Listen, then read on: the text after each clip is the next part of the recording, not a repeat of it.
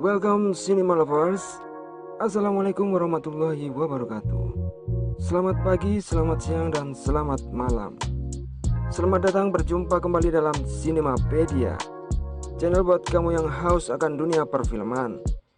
Video-video dalam channel ini mengandung spoiler, jadi gua peringatin lagi ya, buat kamu yang gak pengen ngerti alur cerita film dalam konten ini, silahkan skip video ini.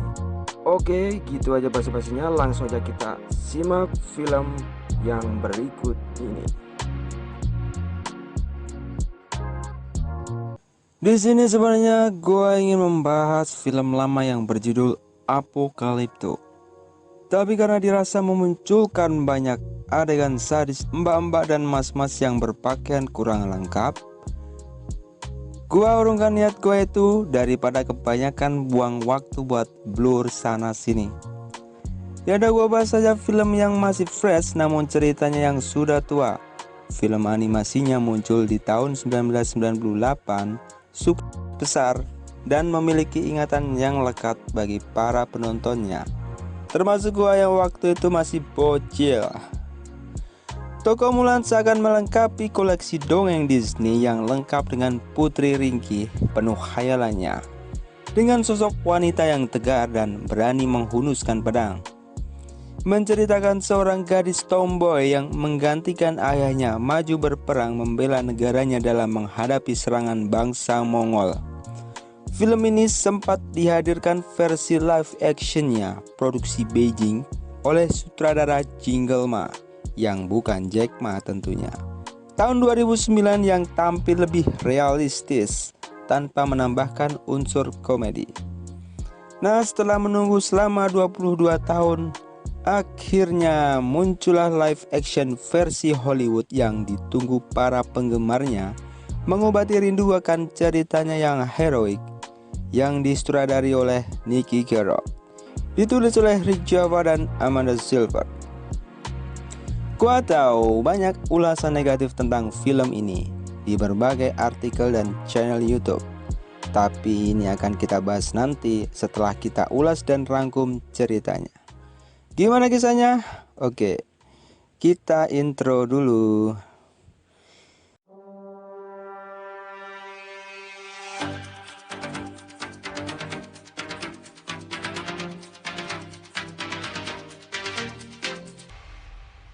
Cerita dimulai dengan memperlihatkan seorang Mulan cilik yang tengah berlatih kungfu di tengah sawah. Keren sih sinematiknya, tapi kalau di dunia nyata kan lucu kali ya. Gebuk-gebuk tongkat di tengah sawah. Perempuan lagi ya kan? Keluarga Mulan tinggal di sebuah pemukiman berbentuk melingkar yang ditinggali banyak orang, seperti rusun lah ya kalau masa sekarang. Adegan dilanjutkan Mulan yang mengejar-ngejar ayam keliling permukiman, mengganggu orang-orang di sekitar hingga memanjat atap. Kurang kerjaan banget sih ya nih bocah. Ya, adegan ini dimunculkan untuk menggambarkan bahwa Mulan adalah seorang tomboy dan susah diatur. Tapi gua rasa gak maksa untuk adegan kali ini. Ayah dan ibunya khawatir dengan masa depan anaknya karena akan susah mencarikan suami yang sesuai dengan sifatnya yang liar, berbanding terbalik dengan adiknya. Berbeda di animasinya di mana Mulan adalah anak tunggal. Adegan berpindah di masa berbeda di masa sekarang. Daratan Cina sedang dalam masa krisis karena penyerangan bangsa Rohan, yang di versi aslinya adalah bangsa Mongol. Mereka dipimpin oleh Borikan yang dibantu seorang penyihir bernama Gong Li. Di sebuah padang pasir, seseorang dirasuki Gong Li dan menyelinap ke dalam gerbang garnison, yaitu salah satu titik jalur sutra perdagangan Cina yang juga sebagai benteng pertahanan. Tujuannya untuk menyerang dari dalam pertahanan untuk membuka gerbang menyambut serangan pasukan berkuda Borikan. Serangan berhasil, rakyat dan prajurit dibantai, menyisakan satu prajurit yang sengaja dilepas sebagai penyusup. Berita serangan sampai ke istana. Kaisar yang diperankan oleh Jet Li memberikan titah untuk memperkuat barisan pertahanan dengan memberlakukan wajib militer bagi semua rakyat untuk menyerahkan satu orang lelaki di setiap keluarganya. adegan berpindah ke kediaman Mulan. Mulan yang telah dewasa diperankan oleh mantan gua tengah mempersiapkan diri bertemu Mak Comblang untuk mencarikan calon suami untuknya. Tapi memang dasarnya apes atau belum dikasih jodoh. Acara Mak Comblang tersebut kacau dan berakhir dengan calon mertua Mulan yang marah-marah. Di tengah momen itu datanglah rombongan utusan istana yang menyampaikan titah kaisar. Semua keluarga menerimanya tak terkecuali di keluarga Mulan yang tidak memiliki seorang anak laki-laki pun memaksa ayahnya yang sudah renta menerima titah tersebut demi menjaga kehormatan keluarga. Mulan bersedih melihat kondisi ayahnya yang tidak memungkinkan berangkat berperang. Ia memutuskan mencuri baju zirah dan gulungan wajib militer ayahnya. Kemudian pergi dengan kuda dan menuju ke peperangan. Keluarganya sangat terkejut akan hal ini karena jika ketahuan Mulan akan dibunuh sebagai seorang penipu dan akan mempermalukan keluarga. Ayahnya berdoa memohon perlindungan kepada para leluhur. Di sini sosok naga dalam versi animasinya digantikan oleh Phoenix yang muncul membantu Mulan di saat-saat terpojok. Salah satunya saat Mulan tersesat mencari jalan ke kamp pelatihan prajurit. Sesampainya di kamp pelatihan, Mulan diterima di Divisi 5 dan penyamarannya pun berhasil. Ia mendapatkan beberapa teman baru dengan masalahnya masing-masing. Latihan pun dimulai, semua anggota wajib militer dididik disiplin dan bela diri. Mulan terlihat lebih menonjol daripada rekan-rekannya yang lain dan mendapatkan perhatian khusus dari Komandan Tung yang di sini diperankan oleh Donnie. Suatu ketika penyamarannya hampir terbongkar ketika ia sedang membersihkan diri di sebuah kolam pemandian. Di sisi lain, bangsa Rohan semakin banyak menaklukkan kota-kota di Cina. Prajurit baru yang belum matang, mau tidak mau harus siap dikirim ke medan pertempuran. Sebagai lambang kesiapan mereka bersumpah 3 pilar kebajikan, yaitu setia, berani, dan jujur. Saat itu Mulan tertunduk akan ketidakjujurannya. Mulan berencana mengungkapkan identitasnya kepada Komandan Tung.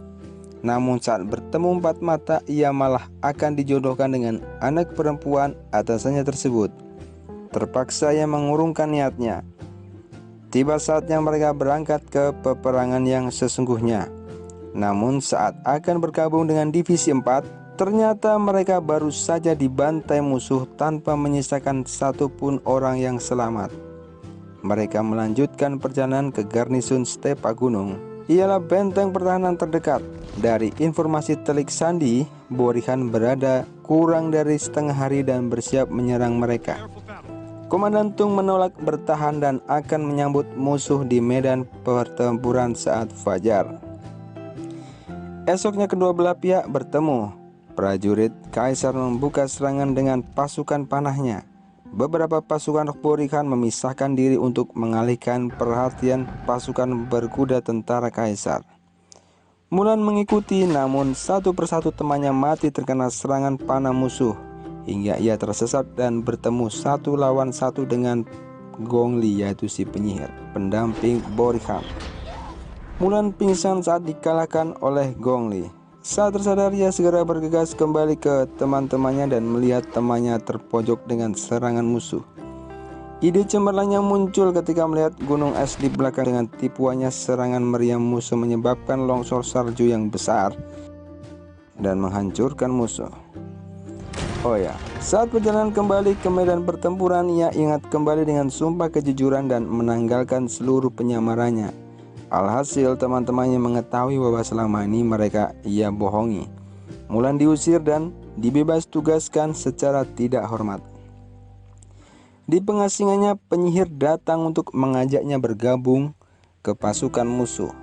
Mengajak Mulan menjadi pengikut Borihan yang sebentar lagi berhasil memenangkan peperangan dengan menyelinap masuk ke istana dan membunuh Kaisar. Karena memang benar sebagian besar pasukan dikerahkan dalam peperangan barusan. Mulan menolak mentah-mentah ajakan tersebut dan bergegas menuju keberadaan teman-temannya untuk melaporkan kondisi terkini. Komandan Tung tambah geram dengan keberadaan Mulan. Namun teman-temannya yang lain kompak mendukung Mulan dan akhirnya ya laki-laki mah selalu lemah di hadapan cewek. Komandan Tung akhirnya memerintahkan Mulan memimpin misi penyelamatan. Wow, perubahan yang sangat signifikan. Di istana, kanselir kerajaan dipengaruhi oleh Gong Li memancing kaisar untuk keluar istana dengan menyampaikan sebuah tantangan duel 1 lawan 1 dari Borihan di istana baru yang dibangun. Sementara itu Mulan yang telah sampai mendapati istana lemah tanpa penjagaan. Kaisar telah pergi dan si penyihir Gong Li telah duduk di singgasana kaisar. Dengan speak-speak ala-ala Naruto, si penyihir sadar dan mau membantu Mulan menemukan kaisar. Di lokasi pembangunan istana baru, kaisar telah dikalahkan oleh Borihan. Beliau ditawan dan akan segera diakhiri masa hidupnya. Namun Borihan terkejut ketika si Gong Li dengan wujud elangnya datang menuntun Mulan. Panah yang dibidikan Borihan kepada Mulan dihalangi penyihir dan menyebabkannya mati terkena anak panah. Maka dengan ini ia berhasil mati husnul khotimah. Saatnya Mulan naik dan menyelamatkan kaisar. Mereka bertarung tak lama dan berakhir kematian Borihan. Klimaks yang sangat menentangkan. Akhir kata Mulan diberikan penghormatan di istana dan diterima sebagai kesatria kerajaan. Namun ia menolak dan memutuskan untuk pulang kampung ke keluarganya.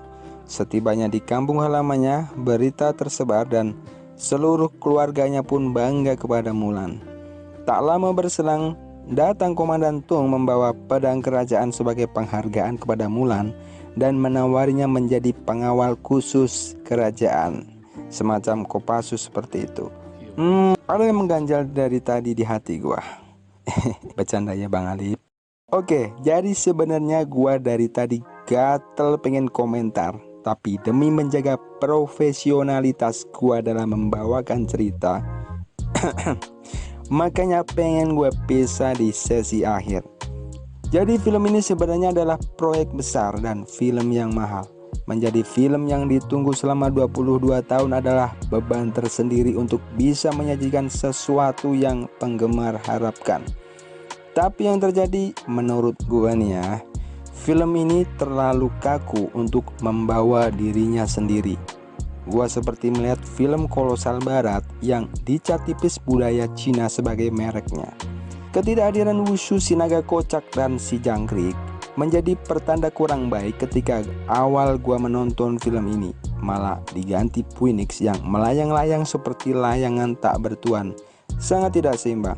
Alasannya mereka terlalu takut membawa karakter naga karena menjadi makhluk yang terlalu sakral dan bisa memberikan kritik berlebihan di Cina.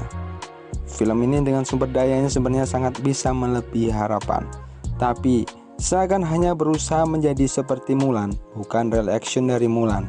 Semua pemeran sejatinya sangat berpotensi, tapi seakan terkurung dengan skrip dan alur yang terlalu mengurung potensi mereka dalam memberikan warna dalam film.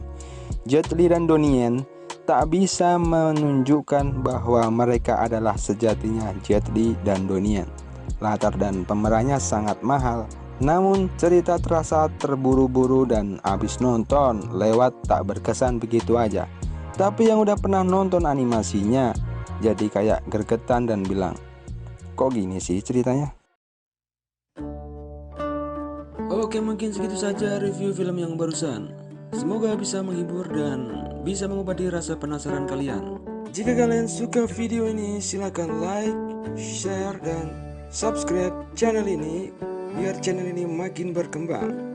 Jika ingin ada film yang kalian request untuk kita review, silakan tulis di kolom komentar. Gua Rojali pamit undur diri. Wassalamualaikum warahmatullahi